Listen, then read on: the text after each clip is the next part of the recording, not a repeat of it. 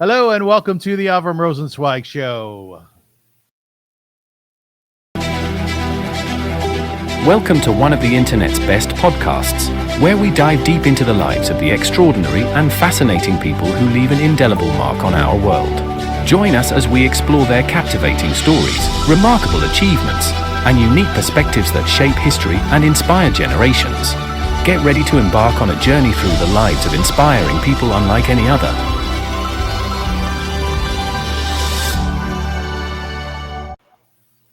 Hello, folks. My name is Avrum Rosensweig, and this is indeed the Avrum Rosensweig Show. You who have watched the show or viewed it in the past, you'll know that my intention here is to do inspirational interviews. It's to talk to people who've achieved something fascinating and riveting in life, and to be inspired by what they have done. You know, so often I get emails or letters or comments saying that, you know what, I was really enamored by that fellow you spoke to in Israel, who's the executive director of Maccabi World Union. And I just see how he rose to fame. But the beautiful thing about him, and we're talking about Amir Gisin, is that he talked about his dad in the interview. And he spoke about how his dad had gotten sick. He was a truck driver. And at some point in time, he was cancerous and he had to wear a colostomy bag. And he said most people would not go outside. Most people stay home once that happens to them. But Amir told me that his father really revved up after he had gone through that. And he went out in public and he talked to people what he was going through. And eventually he became the head of the patients union in Israel, something we don't have here in the West. A lot of people talked about that more so than what he does for Maccabi World Union, which is the second greatest entity in the world having to do with athletes. And that's what I want. I want people really to say, yeah, man, I could do that too, or I've done that. And I believe that is a road to peace. Now, this podcast really survives or exists and goes forward based on sponsorship and donations. I would ask you if you like the show, and as they say in the vernacular in the old days, if you want it to continue, man. So feel free to be in touch with me at avrum.rosensweig@gmail.com. And I'd be more than happy to talk to you about ways and means of sponsoring the show. Now, we do have a current sponsor, and their names are the Professional Center. It's Toronto's premier co-working space at 120 Adelaide, where more is the standard. It's a very cool company. It's the industry leader in offering private and team offices, fully equipped meeting rooms, collaborative workspaces, premium amenities, and exceptional hospitality. So if you need an office space for a day, for a week, for a month, for a year, they have it for you, and it's beautifully designed. We're going to show some pictures in our next show. If you'd like to know more about it, take a look at theprofessionalcenter.com. You can see their website at the bottom of my screen. Today, I got a buddy with me, and that's always nice. It's always great to talk to somebody whom you know, more so than just meeting them for the first time. And his name is Chris Sandy. Chris, how you doing? Pretty good. How's it going? Oh, give me more than that, buddy. That's all I got. It's going That's all you got today? It's a Sunday afternoon. That's great. I know you're passionate about candies. Have you had your fill of candies today? I haven't. I'm watching my diet. Oh, okay. How much you weigh right now? 205. 205, and you want to go to what? 185. Ooh, that's like 20 pounds. Well, that's what I weighed before COVID. Oh, very good. Very good. I'm also losing weight. Maybe we should have a contest or something. One less chocolate bar a day, or I don't know. I got a free app, and it's I think it's helping. Good for you. Good for you.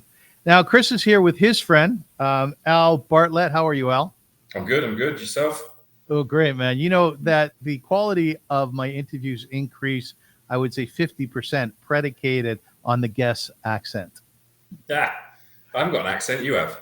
Is it me who has it? Yeah, it's you and Chris. Now, you own a bar. Like, do women fall in love with you because of the way you speak? I try not to talk to anybody, just in case.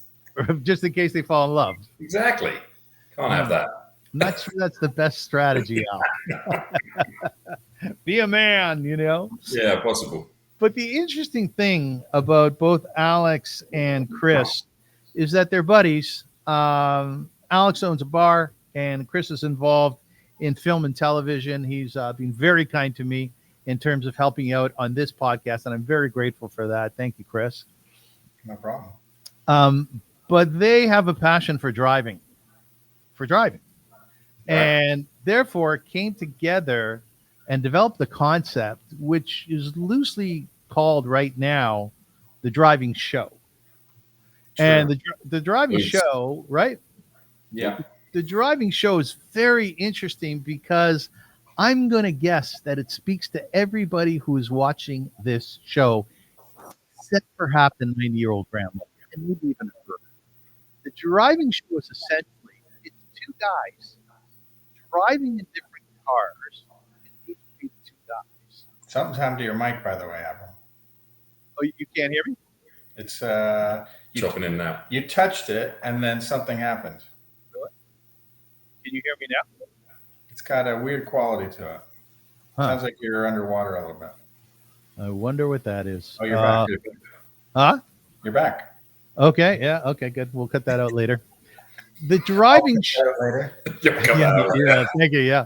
The driving show is a show all about determining a destination, and then the two of them promptly going out in their cars and seeing who gets there first. Is that an accurate description? Yeah. I mean, we pick we meet at a point A, and then we go to a point B. Okay. Predetermined point B. All right. Let's dive into the motivation behind this idea. Al, how were you guys sitting around one day having a beer and someone said, man, that would be a really cool show? Like, is that the genesis of it? It would be nice if it was. It was more Chris needed someone to drive a car, and I had a car. So I drove. That's how it started. And that started a long time back. It's true. And then it's evolved now into more of a more glamorous, as you're saying. But at the time, it was literally, let's camera up a car. You have a car. You have time. I'm off work. Let's go do it. And that's what we did. So that's how it started. And then it's an interesting thing. I was just driving the car, so it didn't really matter to me. We had it filmed. We actually, at this time, we had passengers in the car with us. But it's a kind of addictive thing to do. You wouldn't think it is, but it really is. And it's not about winning, because I always win. So I know it's not about that. It's just, it is a really addictive. You really want to do it. You do one, and then you're like, I want to do another one. Let's go again. And within the parameters, I mean, we're not racing. We are, driving as we should be around the city at the speed limits. But it's just, it really keeps your mind buzzing as you're doing it. It's not just like driving around. There's a reason. There's something to it. And I say to people they should try it, because it's a lot of fun. Just do it with your buddy. Don't even film it. Just do it. It's a lot of fun doing it. And it's wild that you turned this into a show. Now the show's not out there yet, right, Chris? No, we shot a pilot. We'll call it a pilot. 8 years ago. Yeah. 8 years ago, and then we couldn't get the gear. I mean, it was all about not spending any money, and we couldn't get the gear. Yeah, we got the gear for free on the pilot, and then the gear was shoddy. But it was like, let's just go shoot it and see what we got. See if there's a thing here. I mean, the impetus goes way back to. I mean, everyone always thinks about that. I got a route to the airport. I got a route to wherever. I mean, there's a Seinfeld episode with Kramer. He's driving the fire truck. It's like it's just in the zeitgeist, right? So, anyways, we shot one, and then I was still thinking about what do we do with this. I pitched it around. I pitched it to a company who took it to networks, and they just weren't sure what to do with it. They liked the idea, but they wanted to do there's like Canada's Worst Driver, those kind of shows. There's a different format to them. So this thing lends itself to the internet. So that's why we fired it up again. Yeah, what's interesting about doing it now, 8 years later, is the cameras are easier to use. Exactly. Everything works better, and there's more of access to put it out there. You can put it online. It's short, succinct, easy, right? Something that back 8 years ago wasn't as prevalent, right, as it is today. Which is not really the reason to redo it. We just got more time on our hands now, so we've done it again. But it is a lot. It's a lot better doing it now than it was back then. We had the whole car camera up, didn't we? With like hanging cameras. And shit. It was. We had crane shots, and now you can use drones, right? Right. Yeah. So I know that when I'm in my car, there's a certain psychology that takes over, and that psychology is I need to go from here, Shepherd and Bathurst, down to Yonge and Eglinton, where my son lives, and I need to get there as quickly as possible. So instinctively, I have over the years tried to find different routes to get there, even though there's a limited amount. And this is ongoing. It's ongoing. I have a sense of why I do that. But let me ask you guys, what's the psychology? What's the psyche behind that? Why do people want to get there as efficiently and as quickly as possible? I mean, I think it's because of traffic. I mean, that's really the whole thing is based around, like, if I go from where we are today, so I'm in the beaches of Toronto. We're now east side of downtown around River and Queen. If I were to leave at 11 p.m., I'd take a much different route than I did today. You know, it's about avoiding people or about avoiding bottlenecks where you're going to hit, I guess. You know, I think it's also the victory of not getting caught in traffic. Also true. I know it's going to be brutal going across the Don Bridge. Yes. I know what I can do. Even if it takes me longer, I didn't get stuck. And that's part of this whole thing. I mean, you may lose, as Chris will attest to, but it doesn't matter because if you not sit in traffic, it's okay. It's okay. You just don't want to. And I mean, that also goes with the GPS, right? I mean, GPS today, that's how people get anywhere. They don't even think about the things that you're talking about. They just plug it in and they go. Yeah. But ultimately, you always second guess the GPS. If you know the town you're in or the city you're driving in, you're always like, why is it taking me this way? Yeah. I'm going to not follow the robot. And are you going to be right or wrong? You'll never know because the things are running simultaneously. But the bottom line is, if you're willing to second guess a robot, then you're willing to second guess everybody, right? So that's why I think there's still, that's why people do it. That's why people in their heads will always do it. They will always be like, I got there the right way. Not the quickest way, the right way. Yeah, it's almost what you say when you arrive. I got here in 12 minutes. It's true. I used to have a girlfriend who lived downtown at Queen and downtown near the water, Lake Ontario. I forget the exact crossroads. And I would leave my place really late at night so I could stay over at her place. And it took me, I think, probably from Wilson and Bathurst down to close to the water, late at night, no cars around, like 16 minutes. Right. And I felt great about that. Well, you think about all the people COVID was brutal, but the one thing people said about COVID was great. You could drive around everywhere. You could get everywhere. I can get to Queen and Bathurst in 15 minutes from the East End. It's a feeling of joy. You're like, thank God. I mean, that's what I can do, Or you sit in traffic and go, I was stuck in traffic for 4 hours and it's the worst, right? I know, it's true. And let me ask you, is that a similar feeling as, let's say you're driving along the 401 East and you see a 401 West on the other side, like it's bumper to bumper. You know that feeling you have in your gut, like, yeah. Schadenfreude, that's what that is. Right, exactly. you do. You're like, it could have been me. And then on the way back, it is you. And then you're like, damn it. So was it an aha moment? Like, did a light bulb go off in your head where you thought, I like driving. I enjoy the victory, as you call it, Al. I enjoy the victory of getting there in a quick time, quicker than I thought or somebody else. And therefore, let's shape this into something that we can share with others. Is that kind of the trajectory?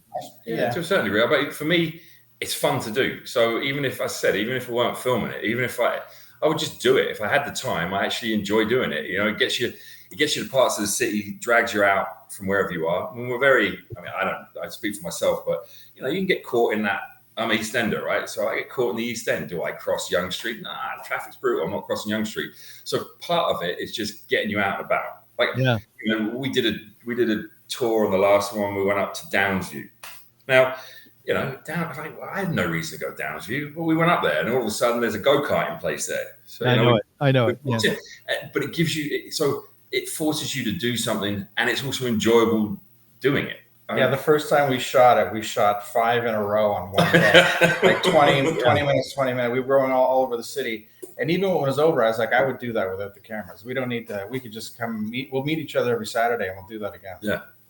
So you guys are sitting at the wheel, Chris. You're sitting at the wheel, and you just enjoy that pursuit. Is it the movement? Is it the well, yeah, because you're thinking about where is the other guy? What is he doing? Not only now? where are you going? Yeah, my route, but also what's he? What did he do? And generally, Chris is doing the wrong thing, which is wonderful. True. And when you get there, and Chris, you found that you beat Al.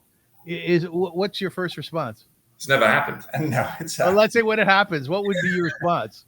Well, I mean, you feel it's just there's a solid victory there. It's like the thrill of the chase.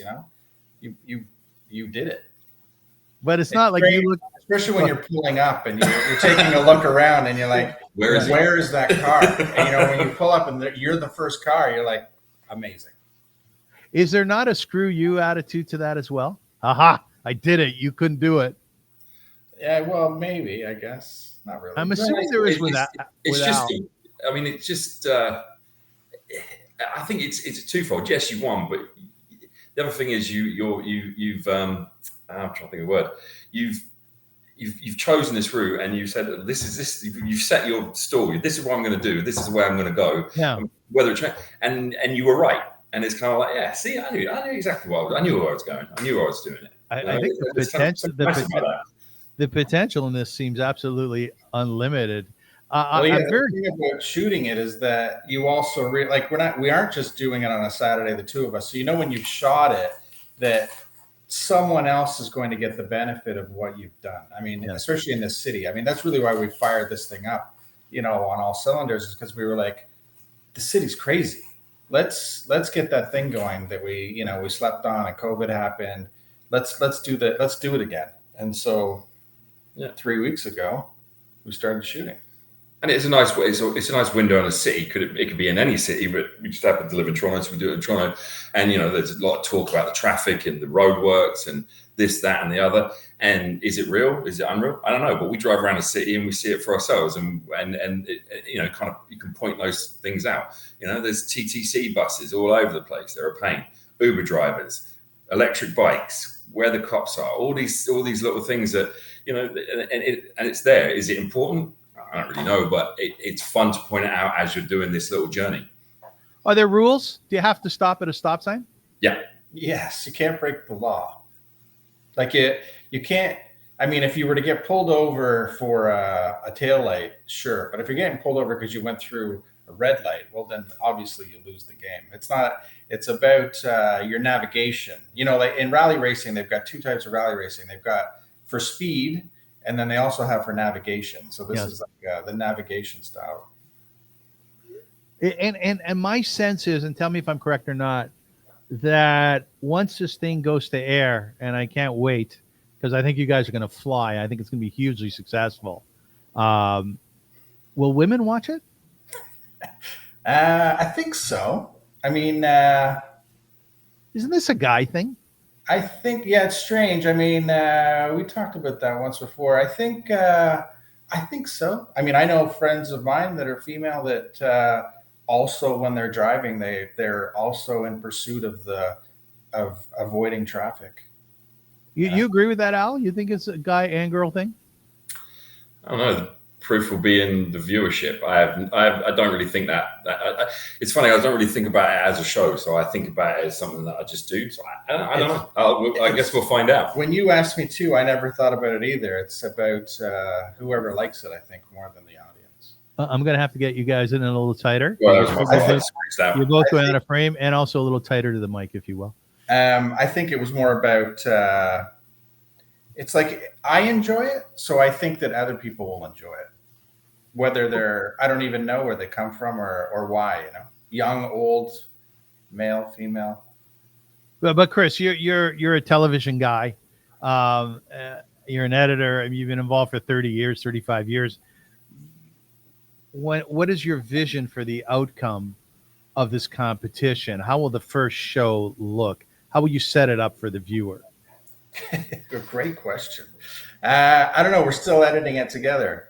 Yeah. I mean, I know in my mind how it's going to look. You know, it took us the first drive took us a while, 35 minutes. Yeah. So 35 minutes will become at most 8. I mean, I've cut together that first ones we did about 8 years ago. We cut together 5 of them, and then I only really put one to like, I only packaged one. But it seemed to me that about 5 to 8 minutes is it works. You feel there's something compelling still as you're watching it. Yes. And then as far as how does it go, I don't know. I mean, I think there's a couple ways to do it. We're just trying to figure it out. Obviously the first time we did it. So this time we're doing it. It's just 2 of us in the car. He's in a car. I'm in a car. And we're kind of just driving around talking to ourselves. So we have to see how that works out. And then the first time we did it, we both had a passenger.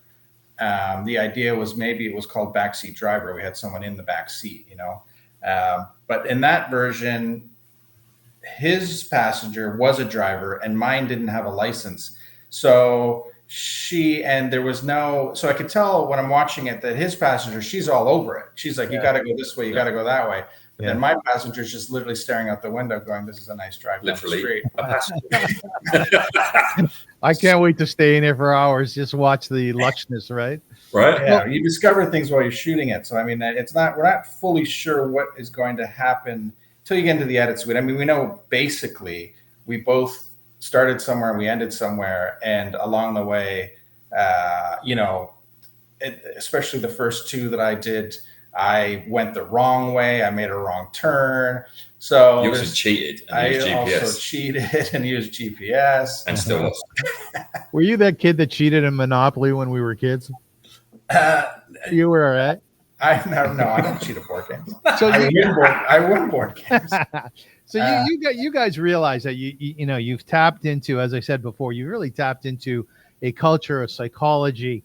And so has Hollywood. And I'll give you an example of some great films that have dealt with traffic, with getting through it, with arriving at your destination in an important time.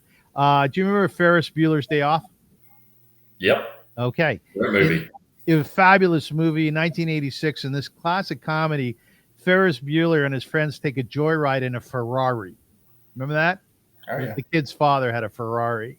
They face various traffic challenges and even evade police while trying to maximize their day off.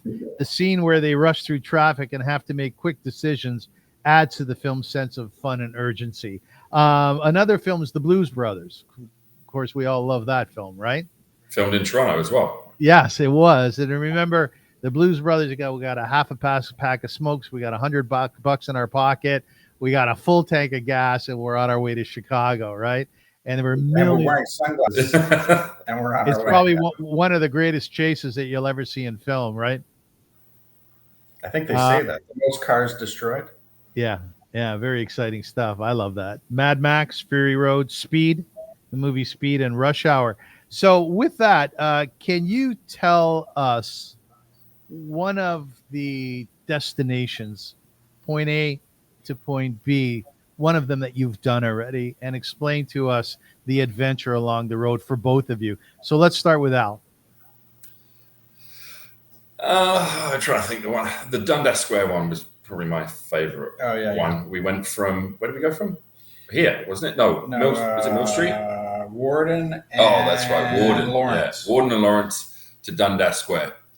And because we're both East Enders, right? So it was very easy. You didn't have to do too much thinking beforehand on the routes. You just kind of went with it. And we pulled out. Chris pulled out in front of me and then decided that he was going to take a left. And I was like, well, he must know something. He was ahead of me. I was ahead of you. That's right. And I saw him indicate behind me. He's going to take a left. And I'm like, he must know something that's going on up at Vic Park. I scooted over and took the left, at which point he went around me and went straight. But anyway, it was great because we pulled into Dundas Square after the journey and driving downtown with all the weirdness down on Richmond and the roadworks. But anyway, so we pull into Dundas Square, and there's a parking lot down there, and it's a one way. So I just turned around and backed it in to park the car. Didn't see Chris anywhere, wasn't sure. And as I was reversing the car in, Chris came around the corner. It was like 10 seconds after me. And it was fantastic. And we were at Dundas Square as well. So we had a nice picture in there. And it was, it's a destination spot in Toronto. And so it was, I think that was my favorite. Just give me, Chris, before I hear from you, just give me a context for our listeners in New York and all over the world, really. What distance is that? It's going to be about 15 clicks, maybe. Yeah, probably. About that. Yeah, about 15 kilometers. Maybe a little more. And it's very, very busy urban sprawl. Yeah, well, once you get out, you're in the suburbs to start with, and so it's big roads, 3 lanes, but it's no highway. There's no highway for that. You could take the highway, but you wouldn't, which we'll talk about later. But so there's no highway. But once you get into town, you're literally going to the Times Square or Piccadilly Circus of Toronto. So you have to get there, and the most challenging part is actually finding a place to stop where we can take some pictures at the end without getting a ticket. So, Chris, walk me through your experience on that same route. Well, I'll say just why I picked it. So I got a big paper map, an old school map, and I'm staring at the city of Toronto, and it goes out probably 35 kilometers around. So it goes pretty far out. And then where I picked we talked about it. I thought, well, this is a neighborhood outside the city. And then for the sake of us, there are so many ways to get into the city from there. Like there's at least 4, and the Don Valley Parkway being one of them. The question is, do you take the Don Valley Parkway? Now for that one, though, it was the first one we shot of these new ones. And I put the GPS on. I wanted to see what would happen. We're talking about it now, but I was going to try and keep it a secret as long as I could, but I was going to run the GPS a few times in a few episodes without him knowing. And then the humor is that I put the thing on and now I'm paying attention to it. Yeah. And I actually turned, it took me to the DVP, which I thought was strange, on the Don Valley Parkway. And I was staring at it so much, looking to see what to do. I ended up making a wrong turn. I was going north. So I spent about 10 minutes going north, getting back and then coming south. And then the humor is that obviously he went his own way and didn't take the Don Valley Parkway. And didn't cheat. And I lost, but by seconds. So in that case, the GPS, I guess, was correct. Yeah. Did you get really pissed off when you found yourself going north? No, I was laughing at myself. You were laughing. Well, I was like, I can't believe I've just turned right, which could happen even if you didn't have the GPS. Yeah. But the reason I did is because I was staring at the, it says in 200 meters, in 75 meters, and they're so close, the north and south of all the entrances off of, is it Lawrence or Eglinton? I just happened to turn, 30 meters too soon. And as I did, I turned and I was like, I could right now. I realized what I did as I was doing it. I looked behind me, there was no cars, and I thought, wow, there's no sense in crashing in the first 7 minutes of this first episode. So I just went with it. I'm assuming you're happy that you're on your own mostly on these trips, because I know I've been with my son and family members when I make that proverbial right-hand turn and I'm going the wrong way, man. And everybody starts yelling at me, right? Here you're on your own. Like, it's totally up to you, right? That's true. Well, we have each other in our heads. And exactly. That's what we have. You're not in touch with each other. Sometimes we make a call every now and again. If it's a longer run, might sort of halfway through give him a little buzz. I usually call him. Usually I don't answer, but the second I see it, I assume he's arrived. And so then I'm like, he's already there. But he's usually just calling to bug me. Is there a reward for the one who arrives first? Victory. Yes. No, more than that. Like the other person will have to do a risk. Well, we did do one where we went from, where did we go that day? We went from around here where we are now, around River. No, we went up to Geary Avenue. Yeah, Geary. And the loser was supposed to buy lunch. And I left my wallet in the car, so he bought lunch. he bought lunch. Well, tell me about that Geary trip. I want to hear more destinations. Well, that was when I learned, funny enough, that I should probably do some research, because in my mind, I was like, well, I know exactly where Geary is. I've been there twice my whole life. Yeah. But the only part of it I knew was there's like a strip of bars or not even bars. There's a brewery and some breakfast places. So in my mind, I'm like, okay, so when I get up Dufferin, definitely. Yeah. when we get up Dufferin, I make a right. So then I get up and he's already there, by the way. He's beat me by, I don't even know, 5 minutes. It was like 10 minutes. Even before I took a wrong turn again, because I make the right and I call him, I go, I'm here, where are you? And he's like, I'm right here. I'm like, I'm at Geary and Dufferin. He's like, oh, you'll see me in 2 seconds. But because I started heading east, I drove for another 10 minutes east. And I was like, where are you? And I call him again. Had I made the left, I'd have seen him in 15 seconds, but I was going the wrong way. So we know how sorry, go ahead. I realized I should at least glance at a map and see, he said we're going to meet at what was it? There's like a warehouse. The boxing gym. No, there's a warehouse. What's at the corner there? Oh, the brick. Oh, the brick. He's like, the brick. I didn't even see it. I was enormously right beside me. And I made the right because in my mind, I was like, well, obviously we're going right here, but we were going left there. So I understand how the winner feels because, Al, you appropriately said it's a victory, right? How does a loser feel? You have to ask him. Defeated. I mean, I've made excuses twice for it. It's like, well, I got here pretty quick, and then I fumbled it. Took a long time. But I did win. Oh, yeah. The funny is, I won one when from Geary back. We didn't have the cameras running. That's and right. I won that one. I beat him. Did win. But we didn't have the cameras running. I beat him by 5 minutes. It didn't happen. Unsanctioned. If it's not filmed, it's unsanctioned. It doesn't count. So let me give you guys a couple scenarios and tell me the best way to deal with it as expert drivers. Alex, the commuter. Alex leaves for work at 8 a.m. and is trying to decide between taking the highway, which is faster but often congested, or the scenic route through the city, which might be slower but has less traffic. He checks his navigation app, which predicts heavy traffic on the highway, so he opts for the city route to avoid potential delays. Does that make sense to you guys? Yep. 100%. Yeah. It depends if I'm in a rush, but I would always take the scenic route. Highways are boring. Also, there's something about moving. Mm-hmm. When you're stuck on the highway and you don't know what's going to happen, especially when you're in between exits, and you're like, is this going to be 4 hours or is this going to be 4 minutes? But when you're on the side streets, at any moment, you can make it, you can change your destiny at any second. Even if you get there slower, at least you're moving, in control. You're moving forward. All right. And next case scenario, Jenna, the traveler. Jenna is on a road trip and has to choose between 2 routes to reach her next stop. One route is longer but avoids a construction zone, while the other is shorter but might have delays due to road work. She debates the trade-off between distances and time and decides to take the shorter route, hoping that construction won't be too problematic. Toronto, it seems like stuff is being built everywhere 24/7. That must play a huge part in your determination for your route. Would that be accurate? Absolutely. Yeah, and also the problem with, for us, we're not using GPS or not supposed to be using it. So, but for the average driver, GPS does not take all that into consideration. So, if they decide to rip up a streetcar track, you're not going to know if it's just happening. So it's the most frustrating thing. So you're better off never going near construction, always taking the longer route, because it's just brutal. Sitting in traffic is brutal. If you can be free, be free. I used it the other day, GPS, and it took me into a neighborhood, and I was like, oh, this is good.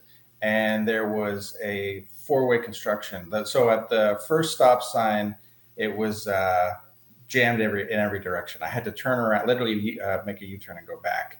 And the GPS doesn't know that, or unless someone reports it, because you can plug in there, right? Don't go this way.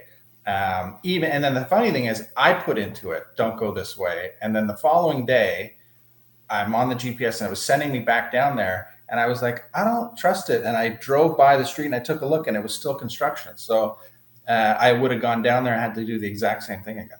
Well, what I find really interesting is that's my cat Jack behind me, by the way. He's my co-host. What I find really interesting is the driving show, as it's loosely called right now, is all about your acumen as drivers, because you have to stay safe out there, right? But it's also about your ability to know the city, to understand it. So, because you know, is that correct, Al? You never use the GPS? I mean, I do when I'm driving on my own. No, Like for the show. For the show. for the show, no, I've never cheated. That's not true. It's not strictly true. I did get lost the other day, and I needed it for about a minute to get me back onto a highway. But other than that, I don't use So it. if I told you guys you need to go up to King City from, let's say, Young and Dundas, or you need to go Runnymede in Etobicoke, Yeah. or up in Markham, you know, those streets that very few of us ever see. Would you guys feel comfortable with that? Do you know the city that well?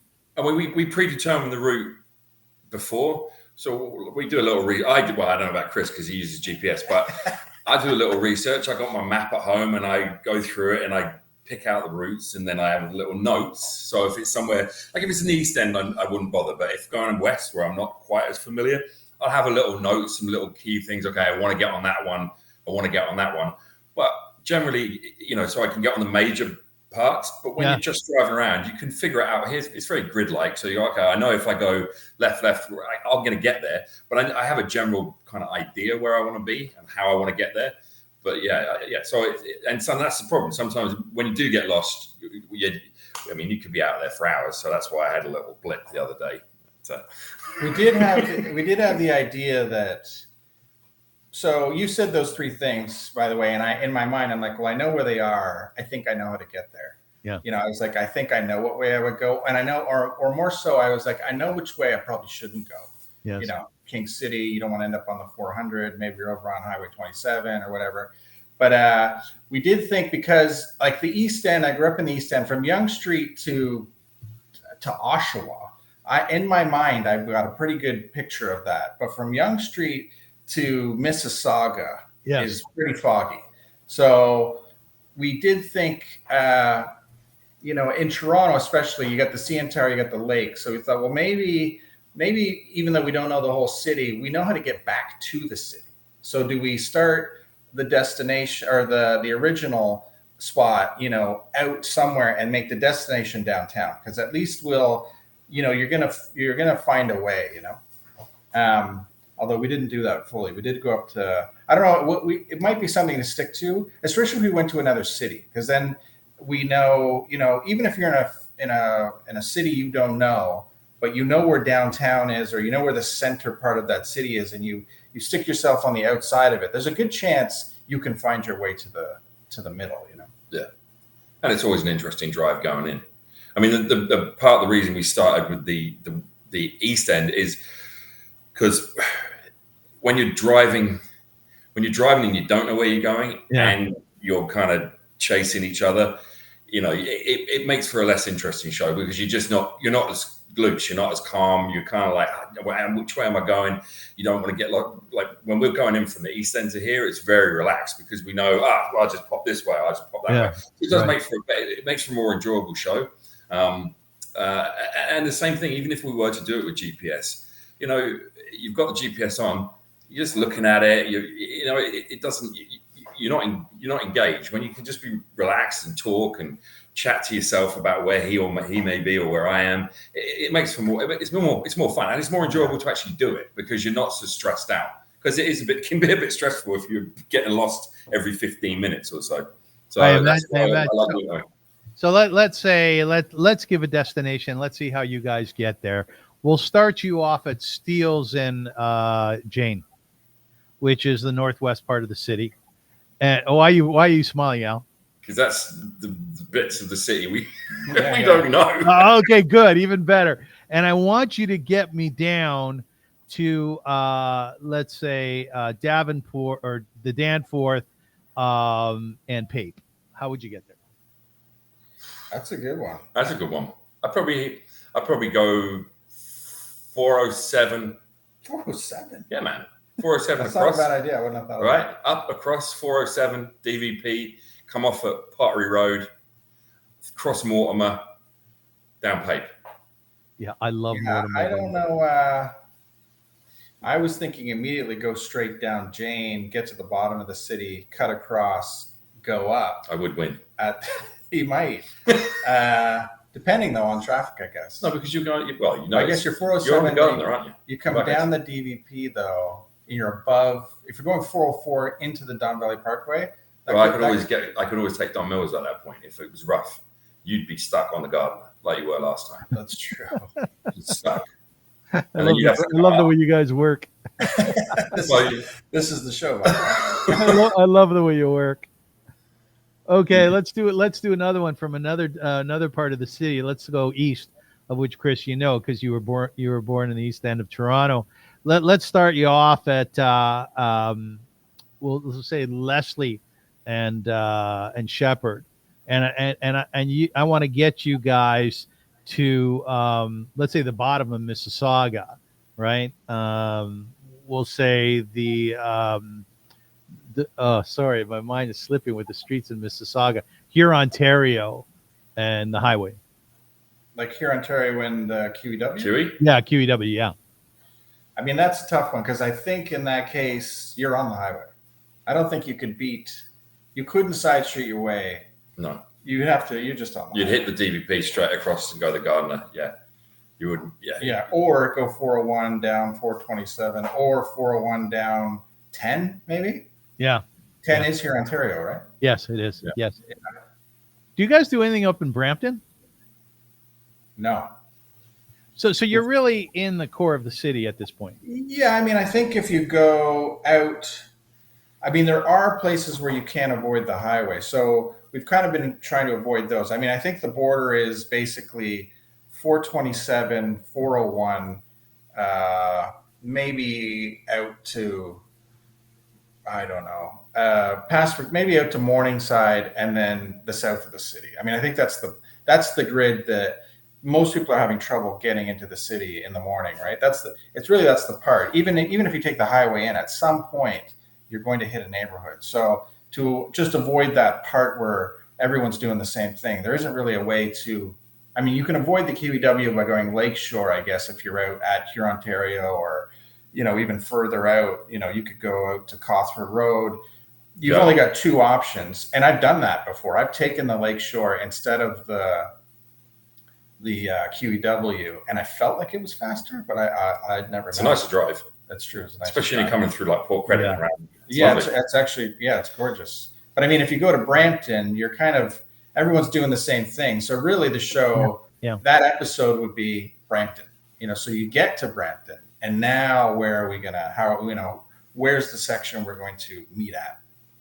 So I have a huge gripe about our traffic lights here in Toronto, and I often compare them to what they have in New York City, where you'll be driving down Fifth Avenue and it'll turn green for streets and streets and streets, so you can just keep going. For some reason, our traffic lights here seem to actually be impeding the traffic. This is in my mind, because you're driving along, you hit a red light, you go, well, that's cool. There'll be a bunch of greens coming up. You drive a little bit, you hit another red light, and it keeps on going. It drives me freaking nuts. Do you guys have any thoughts on the traffic lighting system in Toronto? There's too many. I think for sure there's too many. Yeah. I think there's an algorithm, though. I think at this point that judges what to do. Like, I don't think it's a person, who set the timing. I think they're using computer simulations. So I shouldn't take it personally. Yeah. I'm pretty sure they are. I mean, I do remember that they did set all the red light cameras. They made the yellow shorter so that people would think they could get through there, knowing in their whole lives how long a yellow is. And at the red light cameras, they shortened it so you would get hit by the red light. That was sus. What time do you do your drives? Is the sun ever in your eyes? It's funny actually. Wouldn't we do? We were must have been coming going west, right? We did the morning. Was that the morning one? Yeah, I remember the sun was in our eyes, and I was thinking how lucky I was that I didn't have to go west after work. Yeah. At this time of year till December. Oh, it's interesting. You're talking about the seasonality of it. Will you shoot in the wintertime? I think so. 100%. Yeah.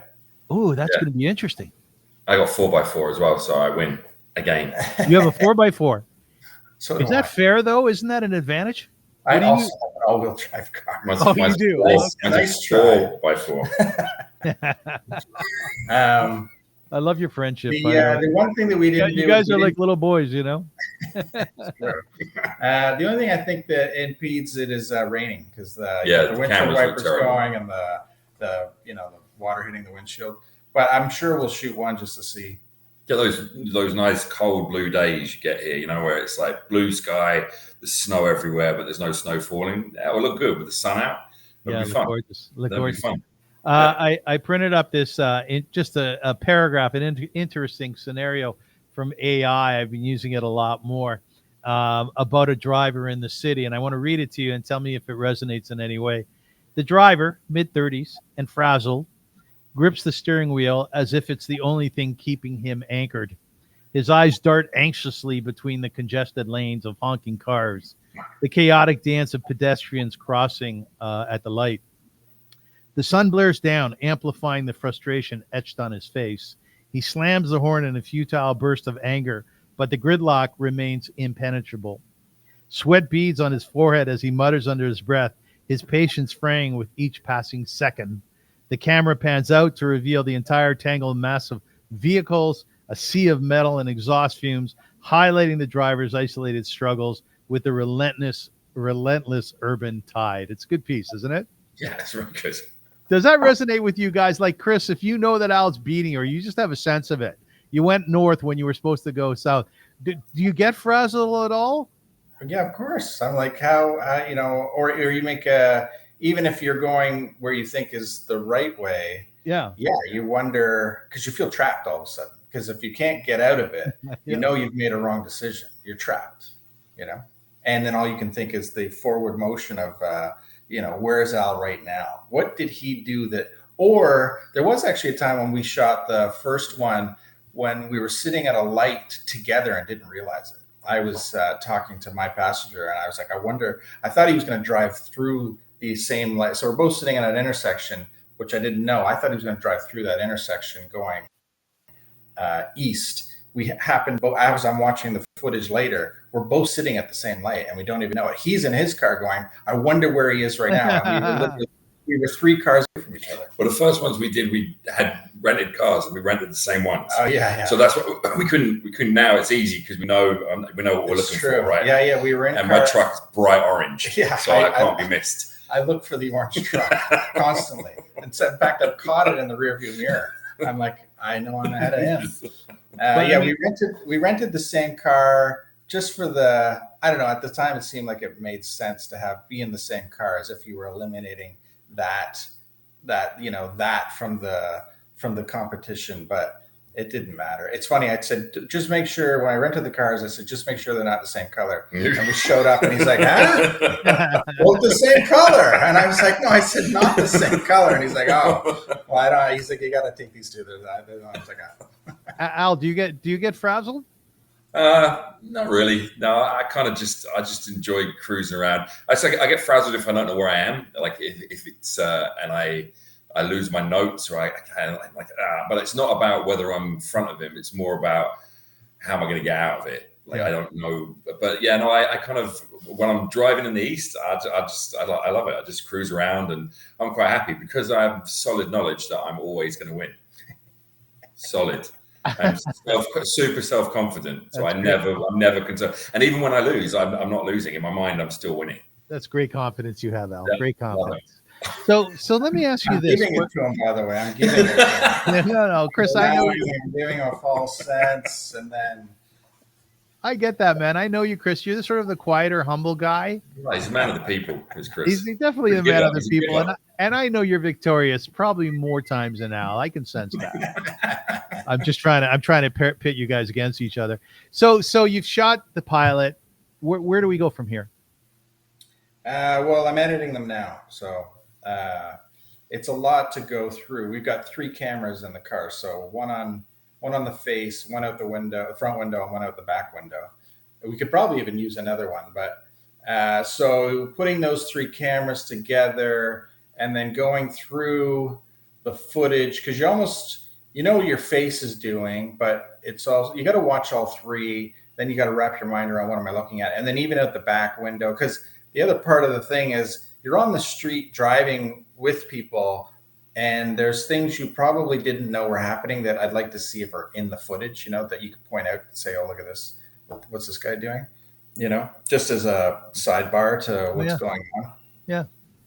Very cool. So what is your vision 5 years from now? God willing, this should be successful. Can you see franchise? Can you see going to other cities? I guess so. I mean, if it's, it's funny. I mean, it's more fun at this point than anything. So maybe it becomes, bigger than life or something. I don't know. And then you're in city to city. It'd be nice to be. I mean, we also thought that, maybe for these first ones, we're doing it, but maybe you put someone else in the driver's seat. Now, Al, you're from England.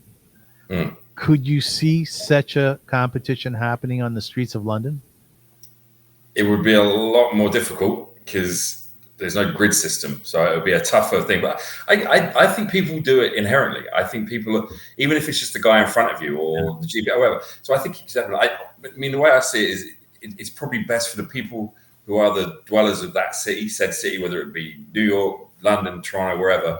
It should be those people that do it. So there should be another Chris and I, right? Like Chris and I that are English, or Chris and I that are American or from New York, and I think it becomes fun because it's your city, right? I mean, yeah, it's nice to fly into a place. It would be cool to drive around New York and do the same thing, but you're a tourist at that point. I think if you know the city and you love the city that you're doing it in, it is more fun. There's more fun for the person doing it, and there's more fun for the people watching it because they love their city. Like the things that Chris and I point out sometimes when we're driving, we know it's there. So it's like, hey, check this place out. Superette. Superette, is that a place? I thought for the longest time it was a Subway place. Turns out it's a weed shop, but it was brilliant. And we just happened to be on Davenport, and that's why I was like, "Oh, there's a Subway shop." But I'm like, "No, it wasn't." But I just think you get more passion out of it if it's the people from the city doing it, and also probably better driving. It's more of it's luck at that point. If you don't know what city you're in, how do you know who did better when you don't even know why you did better? Yeah. Yes. Good points. There's a couple of ideas that I have floating around my head. I do believe this is the type of show where ideas will just flow out of it as it's launched. Like as I could see a board game coming out of this, As I said before, I could see this happening in other cities. I could see you having guests of all different backgrounds, comedians, actors, musicians with you, in particular if they know Toronto. How funny it would be if Neil Young was driving with you, Chris. That was the original as long as he was idea. driving with Chris, not driving Chris. Yeah, right. One or the other, That'd be terrifying. But Chris, have you thought of such things? Wouldn't that be interesting? That was the original idea. I mean, to have, that's where we put someone in the car, I was saying. But the original idea was to put people who, like, if say two band members. So we know there's going to be some sort of camaraderie with them, or they got to be friends. You would think, or maybe not. I don't know, or maybe they at least have to know of one another. You wouldn't want to take two actors who don't know who the other actor is. Is there any? The only skin in the game would be as if they lived in that city, I guess. Well, the beauty of your show is your friendship, because you guys, you guys go back and forth as buddies can do. I have that with my friends too. And I think that creates a very, very interesting dynamic. People will get a kick out of that alone, right? Right. I mean, Al going, okay, Chris, you're not here yet. You lost once again, right? I don't even need to say it though, right? It's a given, right? It's a given, yeah. I also asked AI if they would print up a poem about two drivers trying to outdo one another to reach the same destination. And it goes as follows. On the road where two paths meet, two drivers chase a fleeting beat. Each car, a gleaming, roaring beast, strives to reach the distant feast. The sun climbs high in morning grace as engines hum in fierce embrace. A race is born from idle dreams where speed and skill are woven seams. The first, with eyes on time's shorthand, feels victory is close at hand. His foot is pressed with fiery zeal. On asphalt heart, he makes it squeal. The second, with a calm refrain, it is like you guys actually, knows patience drives the wisest lane. In curves and turns with gentle grace, he charts the course through time and space. The first man's gaze is sharp and keen, and mirrors flash a racing sheen. but chaos stirs in every lane where haste can lead to hidden pain. The second mind is clear and still. He feels the road, the wind, the thrill. No rush can steal his steady course. He rides the waves, a measured force. They chase the same horizon line where distant hopes and dreams entwine. In every curve and straightaway, their hearts beat in the same ballet. At last they meet where roadways blend, a finish line where journeys end. And in that moment, swift and bright, they see their paths in a brand new light. For reaching fast is not the prize, but finding joy in how one flies. Two drivers, bound by fate's own thread, find wisdom in the road ahead. What do you think of that? I work in film and TV. That was horrible. The robot. I thought that really talked about both of you guys. No, it's true. Yeah, it's funny. Yeah, it is. What was the prompt?